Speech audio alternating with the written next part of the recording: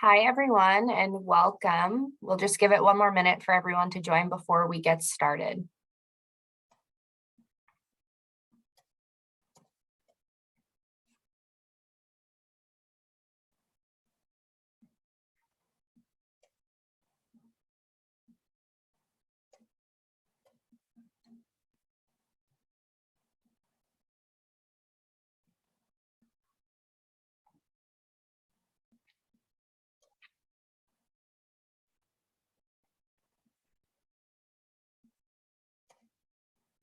All right. Hello, everyone, and thank you for joining us today for Victims at the Intersection of Vulnerability Are Still Victims with Nikki Bell and Karen Riley-McNary from Living in Freedom Together, Inc., also known as LIFT. My name is Brenna Chase, and I'm the Director of Communications and Training at MOVA. Before we get started, I'm just going to go over some really brief logistics before I pass it off to these presenters. First and foremost, this is a Zoom webinar, which means you cannot be seen or heard as attendees, but you should be able to see all of the presenters as well as the ASL interpreters and the presentation that's displayed on the screen. If you have any questions at all during the presentation, you can feel free to drop those in the Q&A function found at the bottom of the screen. Questions will be held until the end of today's session for the most part. We do have ASL and CART available during today's workshop. To view those closed captions, you can go down to the icon on the bottom of your screen, click on the arrow next to the closed caption icon and choose Show Subtitle. And if at any point you're having trouble seeing the ASL interpreters or viewing those closed captions or any other technical issues today, please feel free to use the chat function and message myself or my colleague, Charlotte Hoff, and one of us will happily assist you. And if you can't find us in that attendee list, feel free to message all panelists and we will help you out. And now I am pleased to introduce our fantastic presenters. I will start with Nicole Bell. Nikki is the founder and the Chief Executive Officer of Living in Freedom Together, a survivor-led nonprofit working to end prostitution and provide viable pathways out of the sex trade. Ms. Bell's organization runs several programs addressing the end of systems of prostitution and promoting recovery from trauma, substance use disorder, and mental health disorder. We're also joined by Karen Riley-McNary, who has been providing support to survivors and advocacy services to victims and survivors of intimate partner violence in both youth and adult commercial sexual exploitation since 1989. Most of her career has been with the YWCA Central Massachusetts Domestic Violence Services, where she developed and managed all residential, non-residential, individual, and group programs. And she has spent many years advocating for change regarding community response and engagement around all forms of gender, identity, and race-based violence. We're really grateful to have both Nikki and Karen with us today. And with that, I will pass it off to them.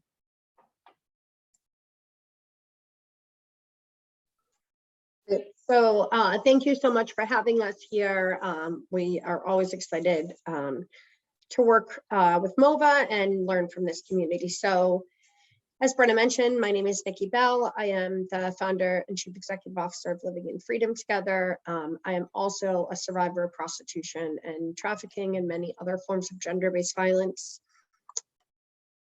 And my colleague Karen here develops and helps us lift many of our programs. So we'll kind of jump right in. As Brenna mentioned, we will hold time at the end for questions. We do want this to be an interactive workshop. So if you do have questions throughout the presentation, please let us know. We'll be happy to kind of answer them, do a little bit of both, answering them as they come in and also holding time at the end.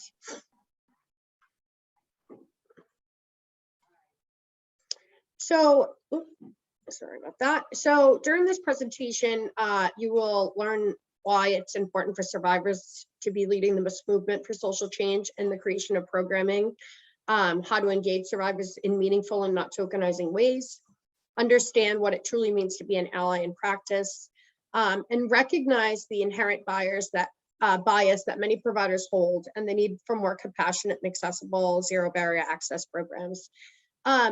One of the things that I experienced as somebody that experienced prostitution and many other forms of violent crime is that when I presented in a criminal case, or to have a rape kit done, or to, you know, in any of those spaces, I was viewed as less than because of my involvement in the sex trade, or because I had substance use disorder. It was somehow my fault and deserving of this.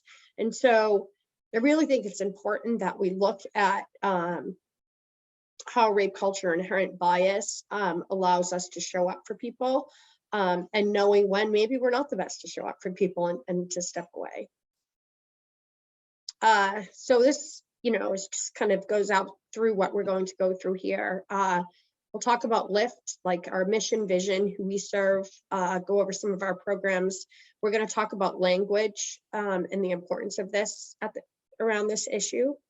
What puts people at risk for prostitution, for being prostituted. We often look at the adult women or young people in the life, and you know, we don't think about what happened prior to their entrance in the sex trade. And when we start to do that, it makes it a little less easier, a little easier for us to understand that everything in their life set them up to be standing on that street corner, and the notion of choice really starts to fall away. How to show up and treat victims of crime and violence as victims and with unconditional positive regard. We'll talk about engagement strategies, creating exit strategies, and how to refer to survivor-led programs that reach the most marginalized communities. So who we are, LIFT is a survivor-led organization. We are comprised of those who have exited prostitution and allies working collaboratively to provide high-quality exit services and to end systems of prostitution through implementation of the equality model. And our vision is that we have a world where systems of prostitution no longer exist and people no longer feel like it's their right to purchase another human's body. We are a survivor-led organization, and it's interesting because within this movement for social change, and you know, I'm just going to be transparent because that's who I am. Now that there is like funding available to support this population, folks use the term survivor-led pretty loosely. To us, what survivor-led means is that we are ensuring survivor voices are at the center of everything that we do, including our policy work, curriculum development, service provision, and ensure survivors hold leadership positions at the board, executive and direct and advocacy work. Survivor-led means that we ensure survivors are at the center of all our work to end systems of prostitution, recognizing that it is our strength and insight that are key to the success of this movement. So some just facts about some of our participants as we're jumping in. Most have had pre-exposure to violence prior to entering prostitution. So over 90% report being sexually abused as children. You know, a colleague of mine says that incest is like boot camp for prostitution. 75% have faced homelessness. 97% of the folks we work with have had an active substance use disorder, have already experienced extreme violence. 80% were victims of rape and sexual assault. 70% meet the criteria for post-traumatic stress disorder. I actually think that's super low, and people just haven't really actually been diagnosed yet. And over 90% want to leave immediately, but feel like they have little or no options. This slide right here, everybody, is going to be really important as we move throughout the morning and we talk about the concept of or you think about the concept of choice. That is a big discussion point or debatable point within, you know, the concept of both sex work and prostitution, and we'll define those a little bit, you know, differently as we move on. But when we talk about levels of cross-victimization and violence over, you know, a lifetime, and the scores off ACEs, And all of those things that we know from other places in our work as, as victim advocates for survivors of trauma, we really need to look, we oftentimes say that prostitution is the choice for those with the fewest choices. And I think that we also, within that, if you look at that slide, and if you, as we go through the rest of the presentation, keep in mind what choice really does look like. So we have, we function from a space of understanding that these aren't choices, they're survival. So just keep those numbers on that screen that we just looked at are really survivor numbers. So keep that in mind as we move through the rest of the presentation. And we, in thinking about the concept of choice for the folks that we work with. Yeah, and I just to give you guys some background. So I'm sitting over at Jana's place with our participants as we're moving through this program because we are a participatory model.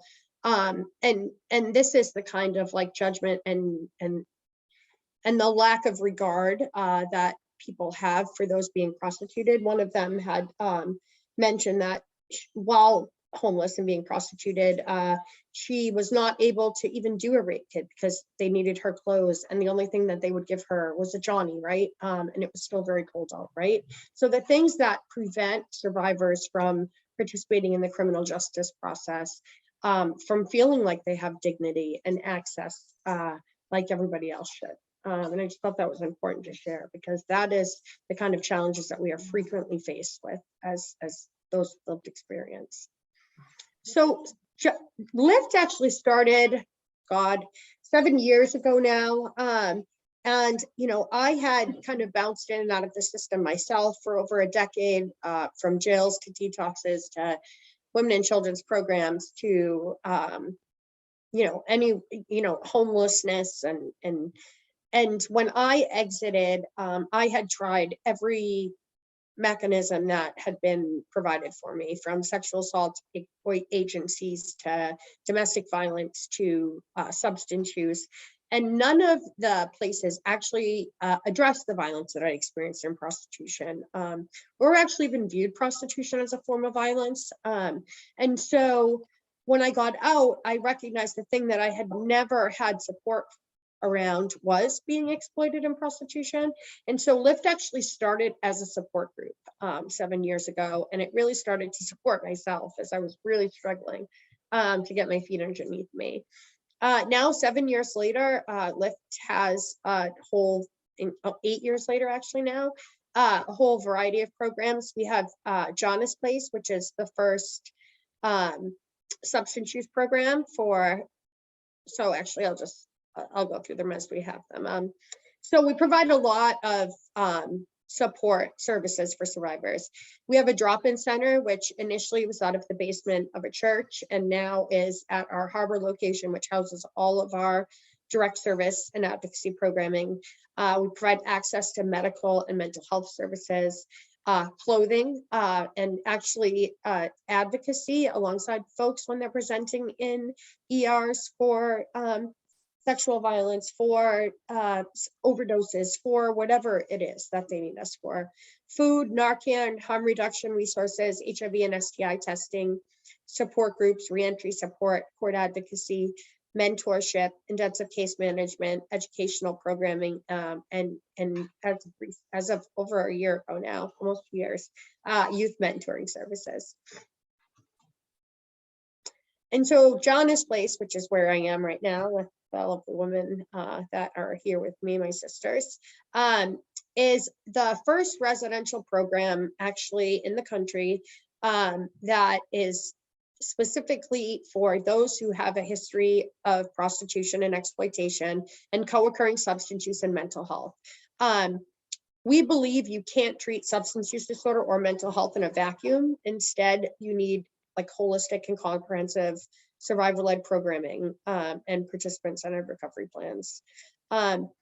Our goal is to assist participants in achieving long-term recovery through programming that works to reduce several barriers that people may face after their time at Jana's Place, barriers to gainful employment, housing, healthcare, providing job training skills, professional life skills development, and on-site medical care. We recently, we are now opening our own mental health clinic over at Harbor, and opening Lyft Legal as well. So we will now have our own attorney that can help clear some of those barriers to women accessing the life that they deserve, right? And then our time program, transitional youth exiting and mentoring services. So our youth outreach and advocacy specialists provide mentorship and case management for youth who are at risk for CSE. Lyft and the OS team provide training and outreach to facilitate partnerships in the community and strengthen support for survivors outside of our direct services. The mission, again, our belief is that all survivors deserve dignity, respect, and support in their exit and recovery process, and all youth deserve that same dignity, respect, and support. And so our model is to power with people, not power over people, whether they are 17 or whether they are 50, right? Karen, did you have anything to add at time and the things we've seen there? Only that we have 2 youth beds at the Harbor Emergency Shelter Program that are attached to this program too, for youth that are missing from care or, or exiting care as well. And then our newest program, well, not now anymore our newest program, but it was our newest program, Harbor. So Harbor addresses 6 key areas of women experiencing homelessness and exploitation. We provide healthcare, advocacy, room and board, outreach, and work with partners in our community to provide rehousing. It's maximum vulnerability, low barrier shelter. So, part of the difficulty being in prostitution is when we need access to things, they're not available. So half the time it's for many of us who had an exploiter, it's you're on the track all night, right? And then sleeping during the day. And if you need access to safety, it's call a hotline number. It doesn't, when you need access to safety, you need access to safety then. When you need access to rest, you need access to rest then. And so Harbor works to kind of eliminate some of those barriers so people can walk in and receive the support that they need when they need it. Not on our time. And so I wanted to kind of, if anybody has any questions about our programs, you can also go on our website, and we're happy to answer any questions that people have. But I wanted to start because how we talk about things matter, how we talk about people matters, right? And so I want to do just a quick activity with people and think about the language that we use to describe prostitution and those being exploited within the sex trade. So when you hear the term prostitute, what are some ideas, terms, images that come to mind when you hear the term prostitute?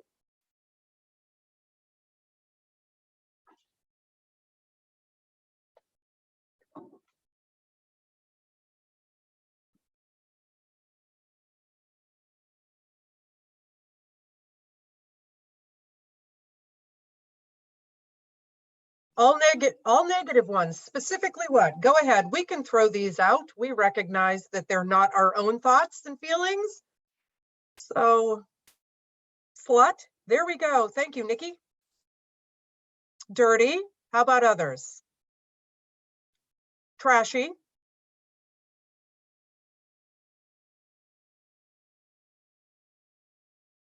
Red district, addict. Yep, I was about to say junkie hoe. Needing help. So Karen, I'm throwing out the ones that the survivors are with me and are that's, so they're not from me, they're from the girls in the room. Oh, okay. So if that wasn't clear earlier, Nikki is actually with the women at Jana's place. So they're the ones that are throwing these comments into this space. So you're right, they're all negative, Krakow. So I think it's something, so just like, you know, that the term prostitute conjures all of these like negative images and thoughts and terms for the regular community. We also own those, right? And so when you are told over and over again that you are nothing but a dirty junkie whore, trashy, even runaway, right? Like we think about runaways, and we've really tried to shift away from that language. That's another issue that we're really trying to change the language on. So just like, you know, these ideas are conjured, or terms are conjured for you, right? It's important to understand that those that have experienced this also feel those things. And so, you know, if there was a prostitute in your neighborhood, who would you call and why?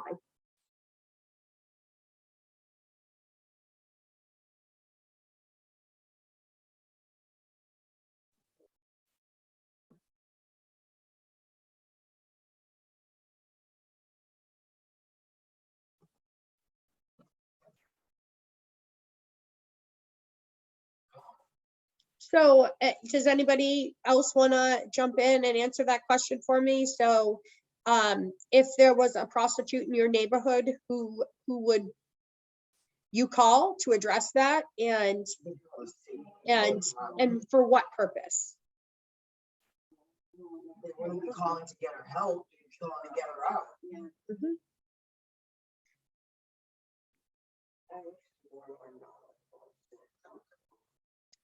So Catherine shares that she might not know how to identify someone who is being prostituted. So I guess, I mean, if there, you know, there was somebody visibly, you know, I'm gonna go with the stereotypes here, in a short skirt and heels on your corner, waving down your husband as he's trying to pull into the driveway, right? What would the response of your neighborhood be?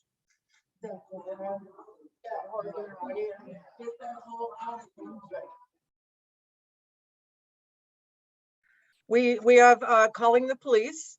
What would others do? If she were underage, I would call DCF. Also agreeing with Catherine to call the police.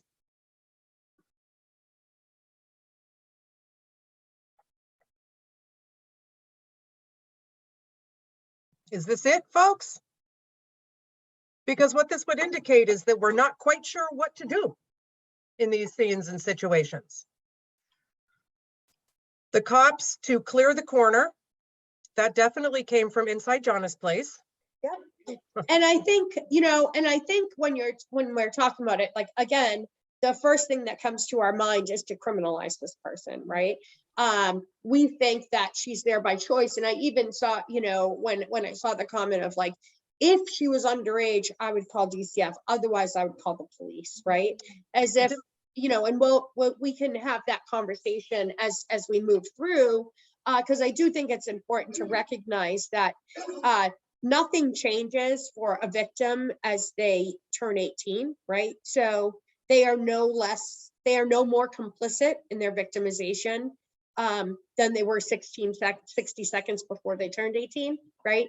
And so, you know, it's almost as if in one space, you know, if they're a child, we'd like to get them help, but if they weren't, then we would call the police. And that is most, and I'm not saying this in any way, but for most of us, our response is to call law enforcement, because exploitation has been viewed as criminal activity. That is the policy that has taken place across our country and everywhere, right? Prostitution has been framed as two consenting adults engaging in illegal behavior, right? But what we don't know is this exploited person on the corner out there because she's impoverished, because she has substance use disorder? Is this person out there on the corner because she has somebody that she's going to make a quota to bring that money back to, right? Is this person, so we don't think about the whys prior, right? And then we call the police, probably sometimes with even good intention, right? Thinking that they are going to come help. But historically, exploited people have not always been helped by law enforcement. In fact, it's been quite the opposite, right? So as we, are thinking about the language that we use, if I was to use the term victim of commercial sexual exploitation or prostituted person, what are some of the images, terms, ideas that come to your mind when you hear that?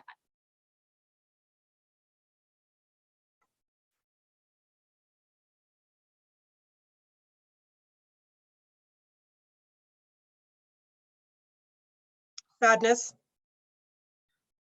We have a couple of other comments here too that might be worth dipping into a little bit, diving into a little bit. So we have despair, much more compassion.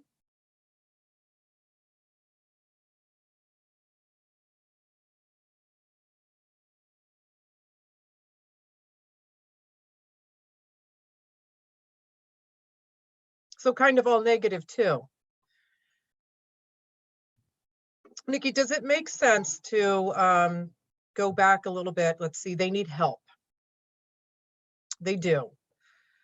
There are a couple of comments that I think one of them deserves just, diving into a little bit now. We have talked about, the police being available and people, calling in the police, and someone had made the comment that the police have a division that deals with cases like this.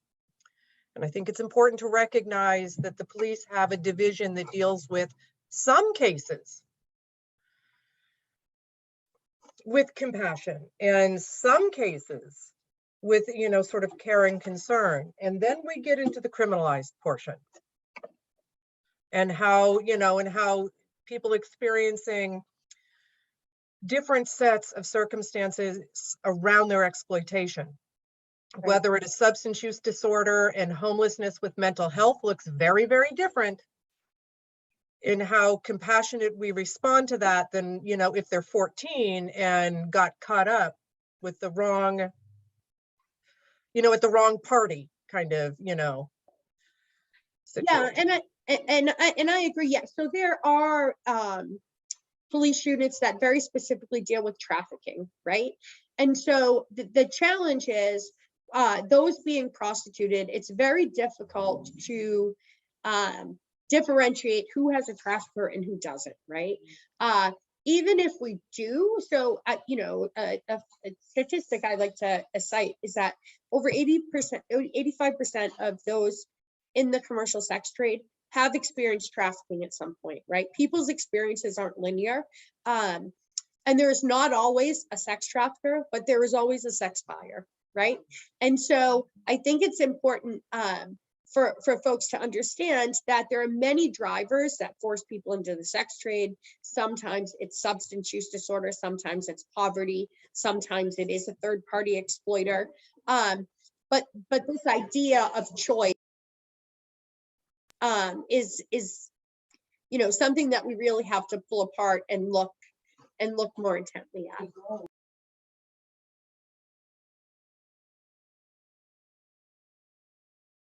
Yep. Yep. One of our participants just added that the woman without the trafficker needs just as much help as the person with the trafficker, and that is actually a fact, right? And that is why, just to be transparent, Lyft is not like, obviously we want to eliminate sex trafficking, but people are trafficked into prostitution. That is the reality of it, right? And so we are not an anti-trafficking organization. We are an organization working to end the sex trade, which includes sex trafficking as a whole. And so just really helping people to understand that the language we use elicits different responses from our community, right? And it is important the way we talk about things.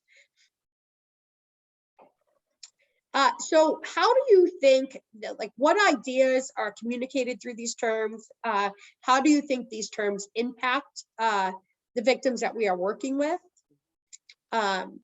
And how do you think these terms impacts how exploitation is addressed?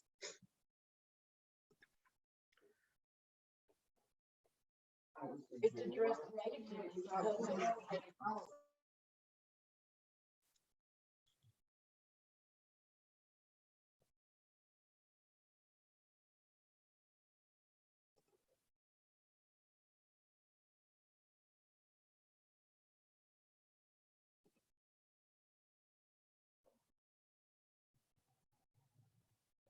I think our comments are mostly coming from inside Jonna's place here.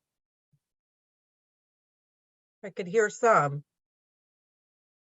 Any thoughts on this? Oh, I am on mute.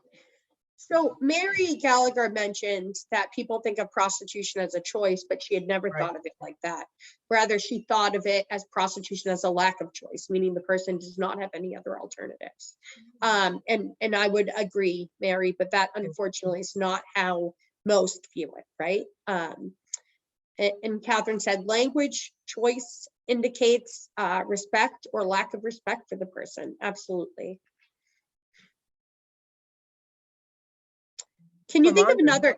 Oh, go ahead, Karen. Amanda, Mitchell is saying we used to refer to prostitution only instead of trafficking. I wasn't familiar with that.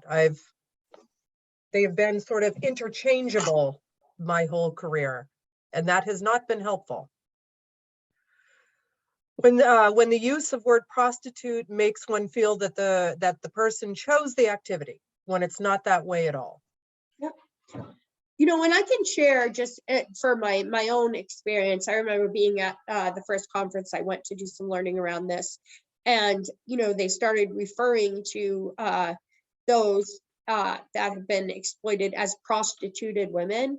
And in that moment for me, it was like this massive shift, like, oh, it's not something I am, it's something that happened to me, right? And so it matters, the terms that we use, because it is something that's happening to somebody, right? Commercial sexual exploitation in itself is an act of violence.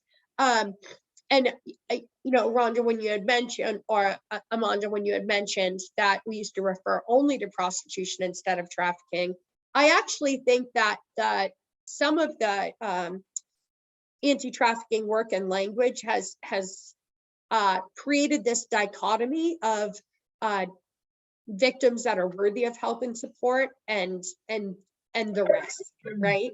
And it is important that we recognize that all of them are victims. They're having access to their body purchase because they don't have any other choices, right? And so it is important that we're addressing, and we try to stay away actually from the trafficking language for that reason. Let's see. Yeah, it is still very pervasive. Using a term like commercial sexual exploitation does shift focus to perpetrators of the trade rather than the victims. Yep. It is I don't know if you guys remember, it was about a year ago, it's just kind of a year and a month. There was a young woman that was arrested in Chelsea, I believe. She was 18 years old, just barely. And it was very, very public with her getting out of the, handcuffed out of the back of a Chelsea police vehicle, SUV. She had been arrested after shots fired at a hotel. So this 18-year-old had met a grown man over there at the hotel. He was naked. She stole his stuff. That is pretty typical for traffickers, for pimps. Go get everything.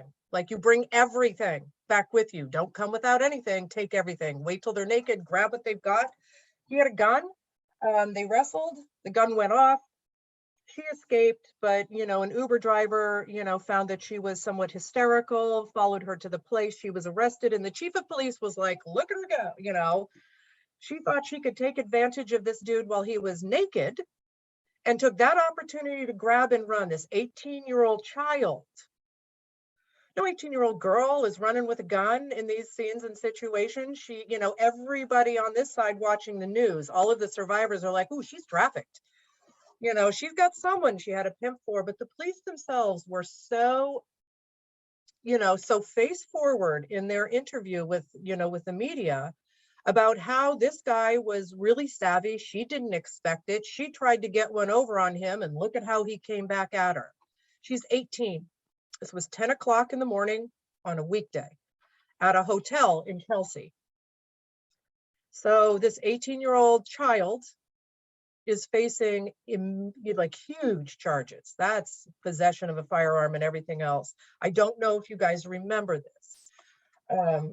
You will not be surprised to learn that she's a young, you know, she's BIPOC, this young woman. And, you know, and it's just, that was the acceptance. That was the, you know, the place that we went to, and we immediately charged the 18-year-old in this scene. And I don't think anybody did ask if she were okay. Is she, you know, does she need some additional support? At 18, we pegged her for, you know, like trying to roll this poor guy. Yeah. But that's how language changes everything. And choice changes everything. One of our participants just mentioned that, like, when we exit the life, you know, if we continue to use the term prostitute when referring to ourselves, it's almost like we come out of the life with a severe emotional injury, right? Because it's like all of these ideas that are communicated, and we think that's all that we are, right? But in this like healing process of understanding that, like, no, that's not what I am. That's what happened to me, right?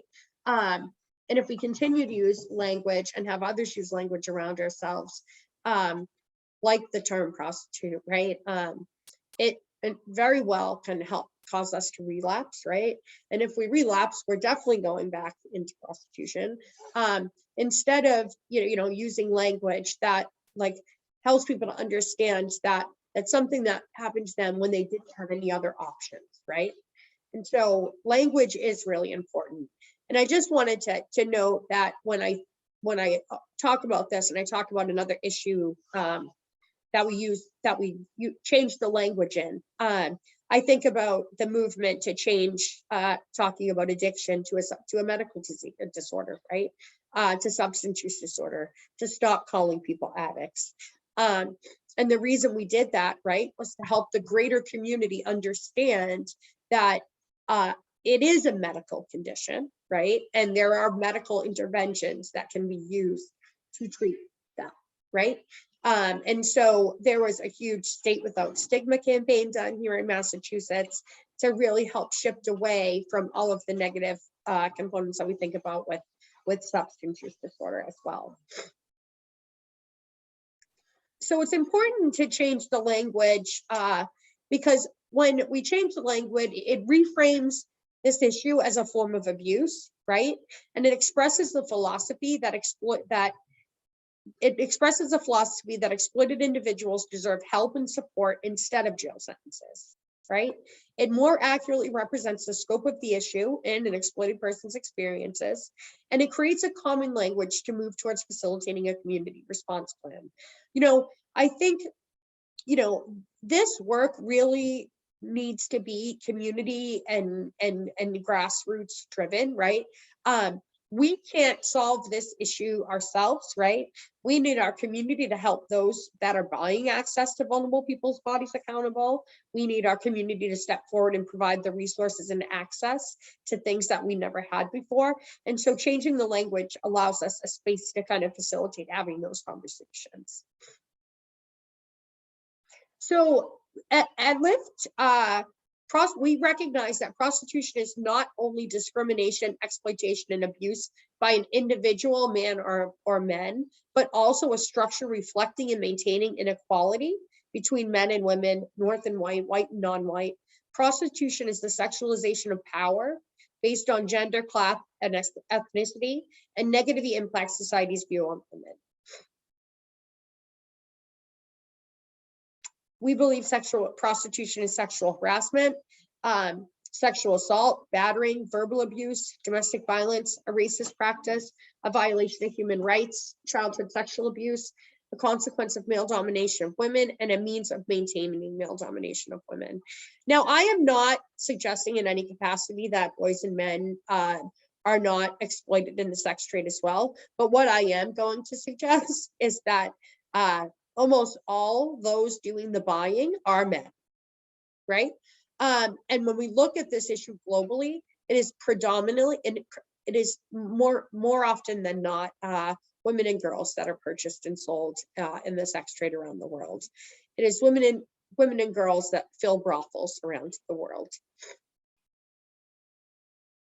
But buyers and traffickers will exploit anybody with a vulnerability, regardless of gender, regardless of age, regardless of mental capacity, regardless of, it doesn't matter. If they have somebody that will purchase access to this person's body, they will sell them and buy them. You're right, it is power and control.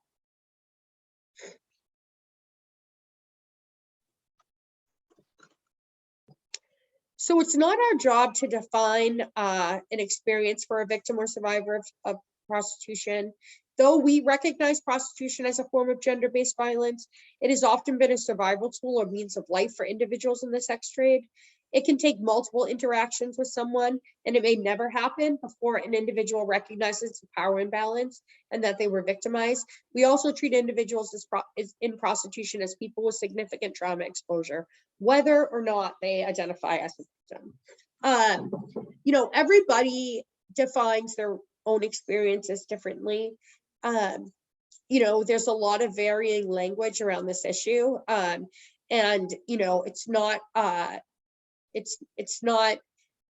our job to debate, you know, the language that people are using, but what we do want to do is have conversation with folks, because the reality is he who holds the money makes the rules, right?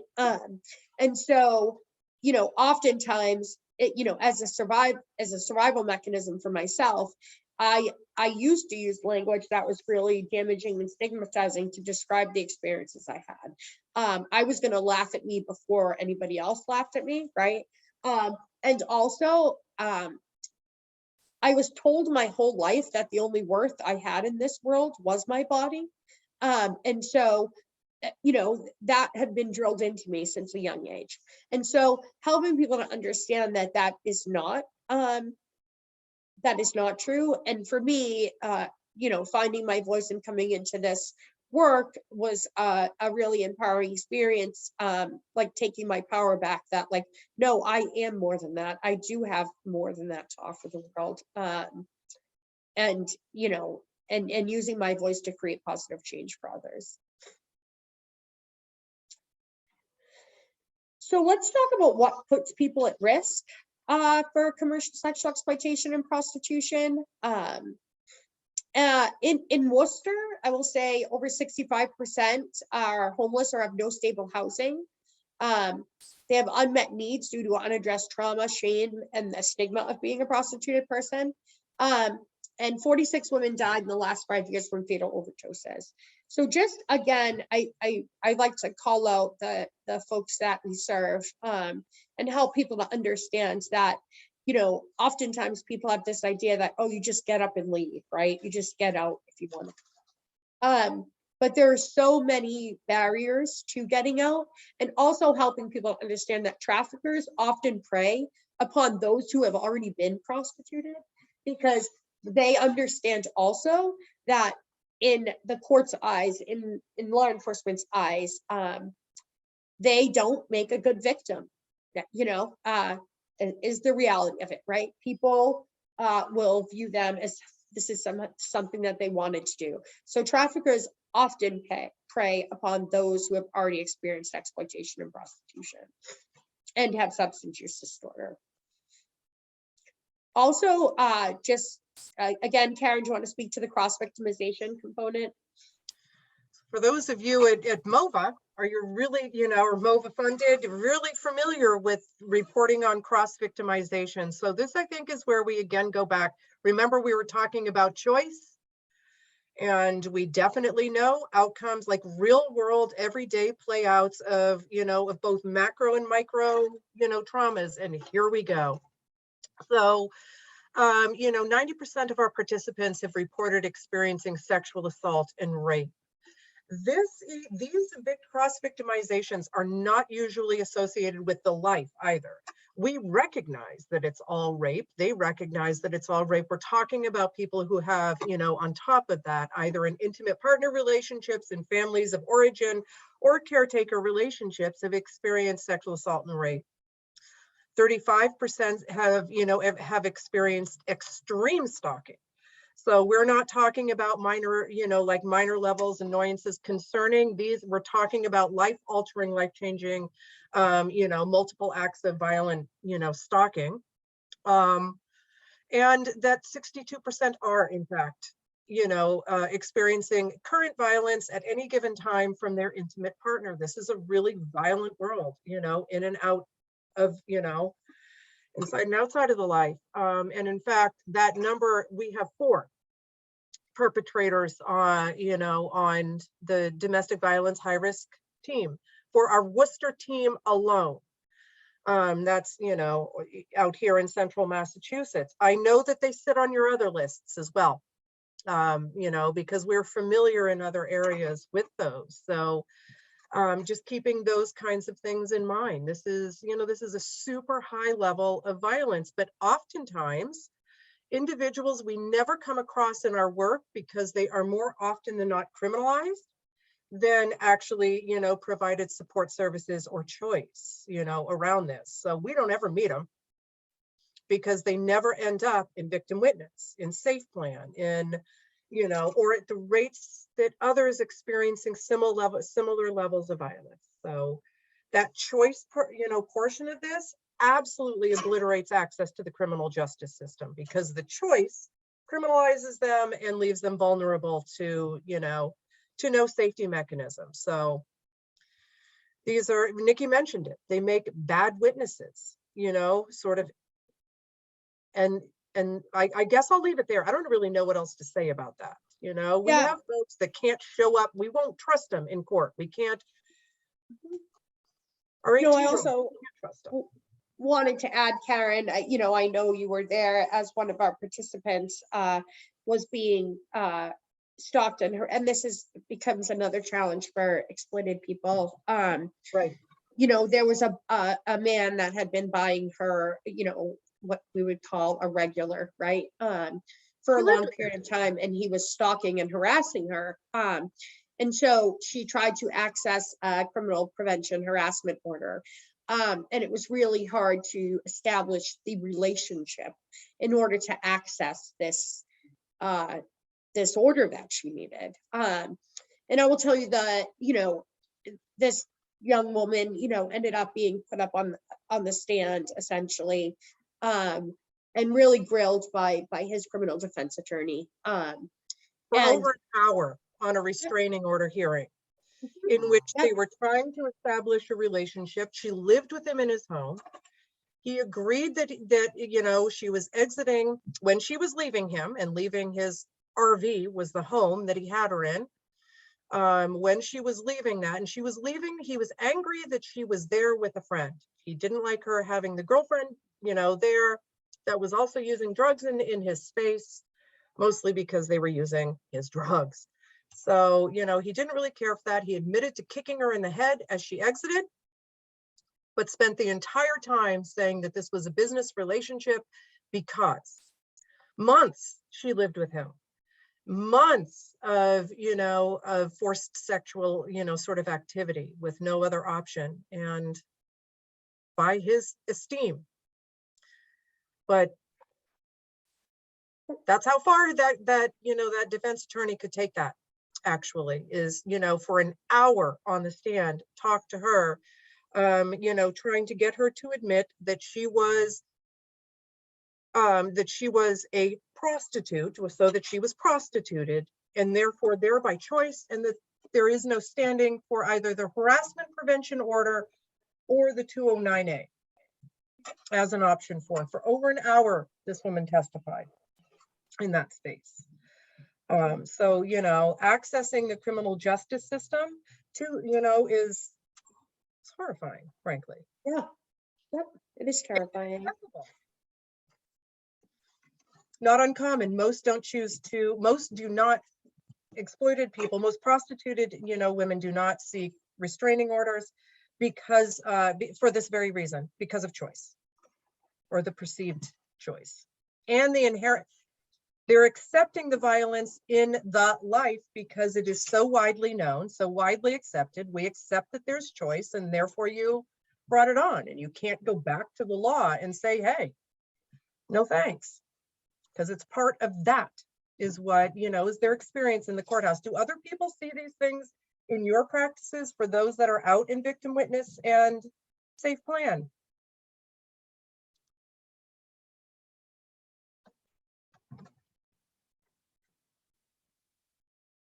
Have you had experiences trying to, seek compensations, supports, safety, mechanisms for prostituted people and struggled to gain access?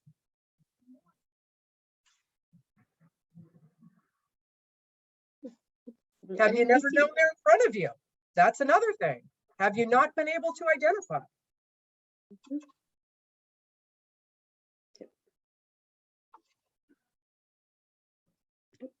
A lot of times the victim, oh, here we go. A lot of times the victim is reluctant. Of course they are. I would say, yes, the advocates reach out to us asking for resources. Yep, that's Jesse Aquino, y'all. So yeah, they do. What does, yes. We're gonna talk about the risk factors that get people there. And we've kind of broken them into like 3 separate buckets. So individual risk factors, environmental and social. But we also want to recognize that, oftentimes, experiences can fall into multiple buckets simultaneously, right? It's going to be that social component that provides, or that, that prevents people from seeking support. Yep. It is that perception in that space when we get into it that, that prevents people from accessing. So this will pay attention to that one too. So when we talk about individual risk factors, we talked about the prior history of sexual abuse, physical abuse and neglect in the home prior to entering exploitation, being exploited, being a runaway, throwaway, or homeless. In order for like the sex trade to thrive, unfortunately, there has to be disposable people that we're willing to have that life be good enough for. And so, if you come from, a family where you've already experienced violence or challenges in the home, it makes you much more at risk. Identifying as LGBTQ+, having mental health issues, having unaddressed trauma, and having developmental and learning disabilities. We had a young woman, anyways, I'll share that story later. That environmental, so the presence of the adult sex trade, and I can give an example of this. So in Worcester, there's still a very visible track per se, where prostituted women are forced to walk up and down, and buyers come to solicit access to their bodies. And there are multiple schools in that track, right? So there are 3 or 4 schools just in the area where that exploitation takes place. And I remember a couple summers ago, there were multiple middle school girls that were trafficked and recruited out of that school. And their response was like, well, it's normal in this neighborhood. That's kind of just what we do, right? And so these young people growing up, seeing that activity every day, right? And men coming and to buy access to people's bodies, it became like a normal thing to do, right? And so when they started soliciting these teenage girls, of course they got in, right? Having growing up in a home where there is substance use disorder, this is one of the ones I was talking about, can kind of fall into multiple categories. You individually having substance use disorder can make you more at risk, but also growing up in a home where there is substance use disorder, living around a transient male population, in poverty, experiencing violence, the street-induced culture economy and being close to borders makes people more at risk for exploitation. We talk an awful lot in our communities about the pipeline to prison. We all know that statement. You know, it is ingrained. We know what that means. We are still talking about a pipeline. This is a pipeline, y'all. Yep. This is, you know, for not all youth, but certainly, you know, all youth that fit into these categories. This is a pipeline, and it is as significant in impact and loss as the pipeline to prison, but for girls, really.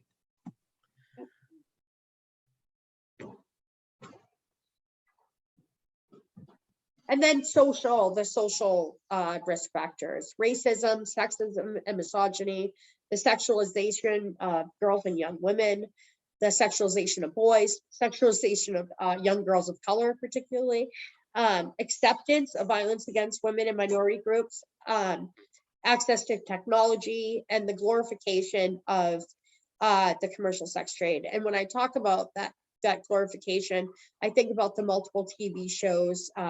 Like there was a show on Showtime, The Girlfriend Experience, that really portrayed exploitation of college age girls as this very glamorous lifestyle that you're choosing and making tons of money, when that's not really what that looks like, right? We have Catherine K. What does street-induced culture economy? I'm not sure I understand that question, but it seems important to this space here. Yeah. Okay, street-induced culture economy mean, okay. Yeah, so, you know, I think this idea, so it's like, you know, having the street-induced culture, sorry, my tripping over my words here, is, you know, having that kind of, you know, culture on the streets where prostitution is normalized, the sale of drugs and weapons and girls is normalized. So that's what that means. That makes sense. Black market economy. That would probably be a better term to No, describe no, I think it is, because what we are talking about is still a group of individuals who can't access. Yep. You know, who can't Yeah. access ports and, you know, and growth and economy elsewhere.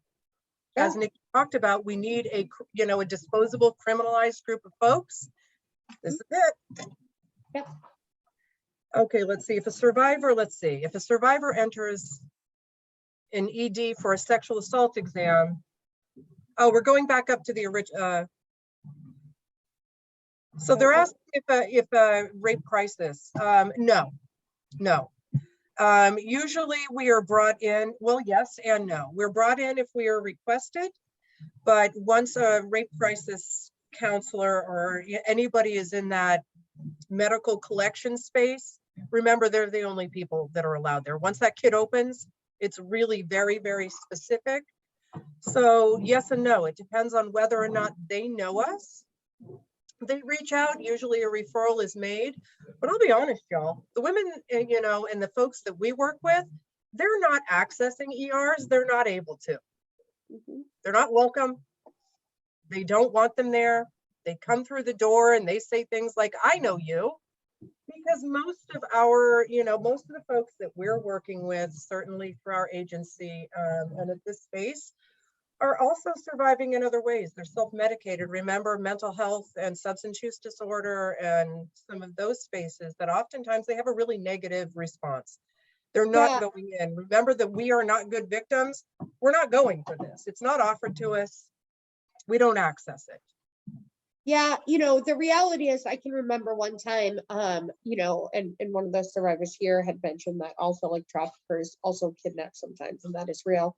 I was held hostage by a buyer for a couple days, and I ended up getting away and got in an ambulance, and the police that responded were actually really kind and, you know, encouraged me to go through the sexual assault kit process.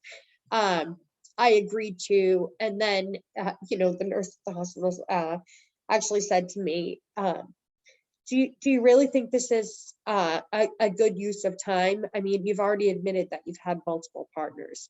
So this is kind of a waste of our time. And in that moment, I was like, okay, I backed out of it, right? Because I was like, okay, like it's not even worth your time to do this. And I didn't know anything about the process. I didn't recognize that, like, you know, it's okay if multiple samples are collected and, you know, they had the guy in custody. So that could have been a man. I didn't know any of that, right?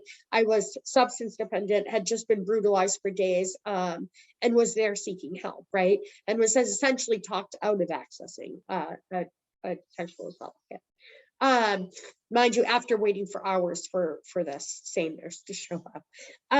And so thinking about, again, the way even the hospitals view exploited people, the way hospitals view people with substance use disorder, all of those other like correlating issues that are happening and that we are managing do not make us any less victimized, right? And so I do think it's important for people to understand that those biases exist everywhere. They exist in healthcare, they exist in the court system, they exist with police, they exist everywhere, right?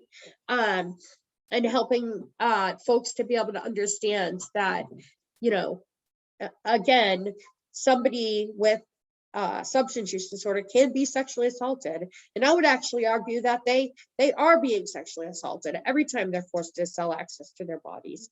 If it was a college student that is, you know, has drank too much, right? And is unable to give consent because of her capacity and what alcohol has done.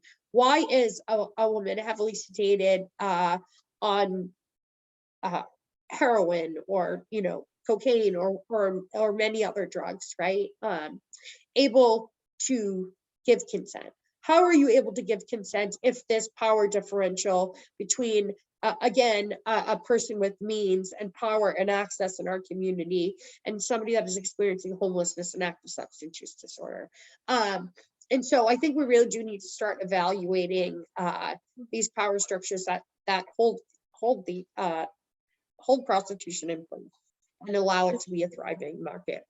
And this is also part of the disconnect on that trauma-informed care that we all give, where, you know, we know that this happens, but we fail to recognize that people who, you know, have experienced or just have long-term histories of significant ongoing, you know, like daily trauma, that we forget, excuse me, that we are anxious, that we are scared, that we are depressed and untrusting, that, you know, and that we can be very difficult to work with. So yeah, the reality of it is sometimes we are not we're just not a bag of chips, man.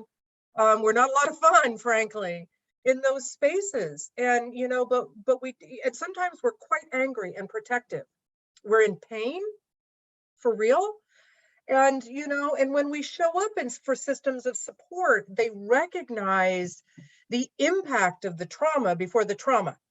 And they write us off before we ever get to what happened, you know, to us. Instead, we're looking at what's wrong with you. And, you know, and what's wrong with us is quite a bit. We're really kind of we're hardcore sometimes. Like our strongest version of self can be strong, right? So, you know, but these systems aren't also taking care of themselves and their people well enough to be able to handle trauma survivors at this level. So, you know, the real here is that we just scoot a few people on, or quite a few actually, because we don't really care for how they show up to us in those, and that's real. So, you know, we also have to be thoughtful and careful around, you know, around what we do as people who support victims and trauma survivors. You know, we don't get to choose how that falls out on somebody and how they show up as a result. So, but we do that an awful lot. So I want to talk about the impact that the sex trade has on survivors in particular and on the community. So the impact on society, prostitution contributes to the objectification of women. And just because someone pays does not erase the qualifications of what we consider sexual violence, domestic violence, and rape. However, people who pay for sex tend to think that what they do is acceptable. I'm just going to move through some of this quickly because we are getting tight on time here. And then the impact on the individual. Involvement in prostitution is harmful in and of itself. Harm is the result of adverse impact of emotional, physical, financial, and sexual abuse on those involved in prostitution, combined with the impact of engagement in the repeated unwanted sex and sexualized activity demanded by men who exploit women through prostitution. And so, having to, sell access to your body over and over and over again to different men over and over and over again, causes folks to disassociate, causes folks to be angry, mistrusting, feel unsafe, right? And so all of that, like those feelings are carried over throughout our lives. The physical impacts of prostitution on survivors. So, experiencing continuous physical abuse, we've seen an increase in like strangulation injuries and traumatic brain injuries, rape and gang rape, sexually transmitted infections, HIV and AIDS, pregnancy, both wanted and unwanted, tattoos and physical branding, substance use disorder, cutting and self-mutilation, and suicide or death. The reality is, a friend of mine, she always says that the death certificate may read death by suicide or overdose, but it's really death by prostitution. And then the emotional impacts, like, Karen talked about, like, we don't always show up as our best selves. Well, if you were experiencing homelessness and forced to walk up and down a track and sleep with 30 different men a day, like, you might not be all sunshine and rainbows either, right? And so, like, acknowledging that first and recognizing that, like, that is a trauma response, that is a protective response that we have. We also have like deep emotional pain and grieving. There's humiliation and shame. We carry the stigma of being exploited. We have a lot of self-blame and hatred because society has told us over and over again that this was our choice. And so we blame ourselves for the violence that we've experienced. For many of us, there's a real loss of sexual desire. There's this feeling of hopelessness and a lack of belief in humanity or higher power. The reality is, for many, right, the only people that you're encountering throughout your day in the life are people that want to buy access to your body. So you start to question, like, are there decent human beings in the world, right?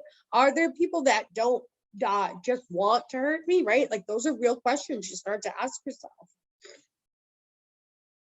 Also, like, psychological impacts, like, obviously, if you're starting the sex trade at 11 years old, there's a disruption of healthy psychological development. Post-traumatic stress disorder, and I would argue complex post-traumatic stress disorder. Again, self-injurious and suicidal behaviors, dissociative disorder. In order to survive being bought over and over and over again, you learn to check out. Anxiety, paranoia, explosive outbursts, and also that everybody's response to trauma is different, right? And some people come out of the life not wanting to be involved in any type of sexual activity, and then others come out with hypersexualization, right? Trauma impacts every person differently. And then social, you become isolated from peer groups, disconnection from community, isolation, real and perceived, from society. We live in this subculture of half the time it's like, you're walking, you're walking the track as people are coming out to go to work in the morning, right? And it's like, they know what you're doing, and you start to feel like you don't even belong in this world anymore, right? Homelessness, incarceration and criminal records, trust issues or difficulty maintaining relationships, educational deprivation, and lack of general life skills. I mean, for many of us, we never opened a bank account. We didn't complete high school or get any, didn't have access to educational experiences. I remember when I put my son in daycare, I had been out God, over 4 years at that point. And they asked me to send a check in for his first payment for daycare. And I had not yet written a check because everything's done with ATM cards, right? But nobody had ever taught me to write a check. It wasn't something I learned. And so the daycare company sent it back to me and was like, oh, you wrote his name where you were supposed to sign. And I like laughed it off like, oh, like, you know, I just hadn't had enough coffee that morning. But the reality was I didn't know how to write a check. Nobody had ever taught me. I mean, that was my first bank account that I had ever opened at 33 years old, right? Like those were skills that I didn't have. And there's a lot of shame around that. Like when you see other women your age doing things and you're like, wow, I should know how to do that. Why don't I know how to do that? It impacts your belief in your ability. And, you know, we don't question that, you know, we blame ourselves rather than blaming the fact that we didn't have access to all of those things that we needed in our lives. And then the impact on the human being. So this one, you know, I use myself as an example just because I have access to these photos. So, you know, this was my first arrest for prostitution at 24. By 24, I had already been sold to adult men for sex for 8 years. I was still a baby at that point. I would still be considered a youth, you know, at that point in my life. Just 6 years later, I had been arrested over 14 times. During the duration of my time in the life, I experienced violent sexual assaults, beating, and had a third party exploiting me. And this is my last arrest at 34 years old. I had just been beaten by a sex buyer the night before, as evident by the black eye and swollen mouth. At this point, I was seeing multiple providers for my opiate use disorder, including outpatient care. I had been involved in the criminal justice system over and over and over, and no one ever questioned, ever asked any questions regarding exiting or the violence I had experienced. So, you know, I know those photos can be a lot for people, but that is the reality of what the life does to you, right? And the fact that my last arrest, I was visibly beaten. And the police officer that arrested me was more concerned with arresting me for a misdemeanor common street walking charge than he was interested in finding out about who had assaulted the prostituted person, because that wasn't all that important at the end of the day, right? Because to them, I was a criminal, not a victim. And I couldn't be both. We are recognizing lack of choice. Lack of choice, lack of choice. Remember from the beginning of the presentation.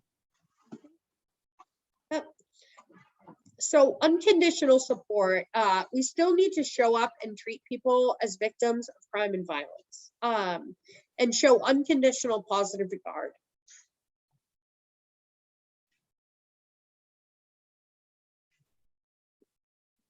So, you know, we believe in optimizing support for people, allow survivors to set priorities and goals. We believe in housing first, supporting people with substance use disorder, providing exit services and access to safety.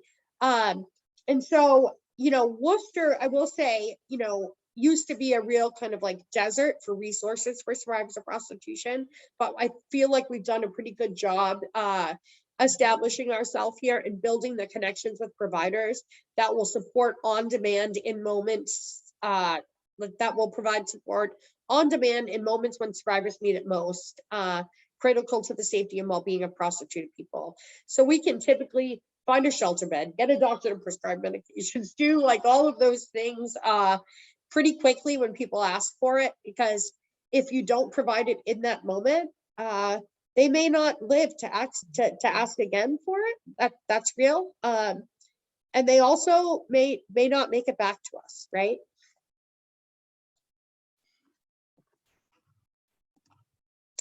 And so when we talk about engaging survivors, and engagement strategies.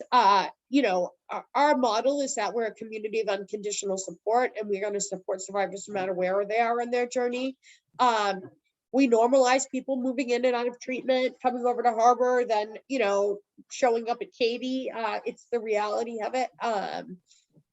And there is not judgment when people step away from treatment. That, you know, it's hard. People's healing isn't linear. And so our job is to just continue to show up for people. And so some kind of suggestions that we make is like, meet people where they are on their terms and try to meet the needs they present. It's really not rocket science. If you're, you know, speaking with a survivor of violence and prostitution, and they say they're hungry, you know, get them a snack. You know, it's the very, like, meeting those very basic tangible needs that people have, right? Also, as Karen mentioned, like, recognize the various symptoms of trauma exhibited and coping mechanism used by CSE individuals that may not be the ones typically associated with victims. So we understand that, again, we may not come running in begging you for help. We more often than not will be telling you to F off. And so, like, recognizing that is still a trauma response and that person is still deserving of support, right? Be non-judgmental when listening to victims, keep them comfortable in talking. And again, build that community response by creating interagency relationships. No one entity or organization can comprehensively meet survivors' needs, right? For example, we are not medical providers. We cannot write prescriptions, so we contract with somebody that can. Right? And so figuring out who those people are in your community so you can respond, like, you know, in the moments when survivors need it most. And then don't expect survivors to recognize their situation as exploitive or present themselves as a victim in need of immediate service or intervention. Don't use strategies that switch between treating individuals as a victim and an offender. Don't react verbally in a way that communicates disgust or disdain. I always say to people, watch your face, because you can be saying all the right things, but like that, you know, one of the things that we are intuitive, we've had to survive on that skill set, right? And so we're able to assess how people are feeling about us in a very quick. Don't dispute facts or comment on motivation. And don't assume the sole responsibility for meeting people's needs. I'm going to jump in here again with the 10,000 foot glance that suggests that, you know, one of the things that we do when survivors walk into our safe space is we ask that we leave, you know, the life out there. We remember that in order to survive out there, we are engaged in an experience and are impacted by a lot of really messed up stuff that isn't, you know, again, we're not in choice. This is sheer survival at a really basic level. As someone who has provided, you know, trauma support to survivors of physical and sexual violence, community and interpersonal for 30 some odd years, this is not choice. But most of the time we are, you know, we're assigning choice and criminality to it. So just keep that in mind, okay? Yes, we have been part of things that have been kind of messed up and, you know, and are hard to wrap our heads around while we are out there surviving. It is happening to us. We are surviving that world. We are not choosing it. We are not condoning it. We are not, you know, like, we're not accepting it. We're just getting through it.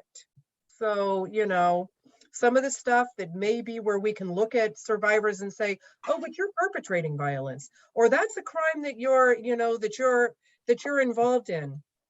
It's, you know, it is a very different tone and look, you know, out there at that level. And that's stuff that we just need to remove ourselves from that judgment, you know, and from that assessment. So make sure you drop the judgment on that one and hear what they're looking for, and give it to them as we're moving on. Nikki will show. Here we go.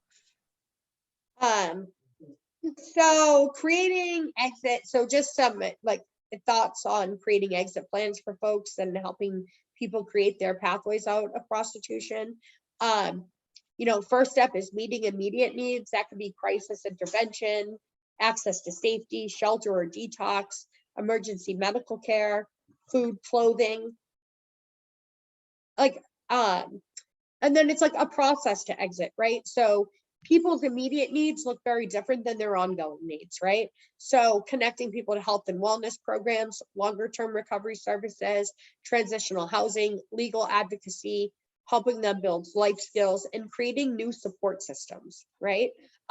Because the reality is when you exit prostitution, you are often exiting alone, having no idea who you are or what you want to do in life.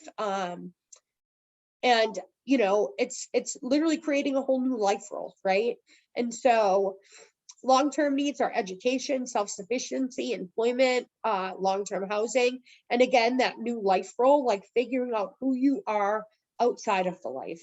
What do you like to do, right? What you haven't had time to like explore hobbies or interests, right? It's just not something that was afforded to you. And so helping people explore what their interests are, give them a space to find out what they're interested in and be interested. And then, support and refer, provide with a continual focus on safety and trauma-informed service delivery, always. So, yeah, we did leave some time for questions and follow-up. Just some tips again to leave you with as well. So Mary Gallagher is wondering if we have any suggestions on speaking with teens to help them better understand sexual exploitation and be more compassionate toward victims. Well, two different things. So yeah, there's a lot that we can say, to youth to help them to understand this. The bottom line is it's not a choice. They understand very well what they're experiencing if they are involved. If they're aging out of care, if they're part of group homes, if they are vulnerable to this, if any of those predisposing factors, the ACEs that Nikki was talking about earlier are there, they're not in choice territory. We can talk to them all day long. We need to get them access to the life skills that Nikki is talking about and making sure that in their space, are they receiving the education that they need to be able to adult in this world? Do they have the support they need to adult in this world? If they are engaged in it, and we turn around and we're like, no, that's not your boyfriend. This is not your, it's not a good date. This is not someone who means you well. We remember exit strategies. From my vantage point, I can tell you all day long how this one over there is not going to be in your best interest. That's my vantage points. I have a place to live. I'm adulting well enough as it pans out to get me through. So I have all of those gains to get there. And again, when we start to say, what should I, share with them, ask them what they are missing and give them access. It's not about sharing, hey, that's going to be bad and do you wrong. They've come from wrong. They've been done bad for the most part when they end up in that space. If we're talking about compassionate learning for individuals, I think there are plenty of spaces that we can just hold ourselves accountable. If you are actively seeking to dismantle racism and build equity within our community, if you would like to disrupt transphobia and kind of violence associated with sexual orientation, with gender, with with interrupting pathways to poverty, if you want to do all of those things, that's how we interrupt. That's how we change this, is make sure that we all have access to our communities and we're not forced off into a space where we're just surviving to the extent that people now see us as part of the problem. So, that's really the bottom line. I hope I answered that question. It has more to do with how we treat people, how we're offering, scenes and situations, and most importantly, how we are impacting those broken systems that we always talk about. The system is broken. Needs to not be. Let's fix it. More questions on that? certainly for you know, Mary, we have our youth program, Alex Powell, myself. We definitely, if anybody is interested in more information, for sure, reach out to us and let's get connected up.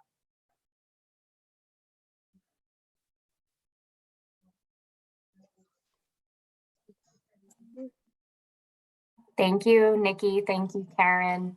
We'll do a last call for questions. We have about 5 minutes left.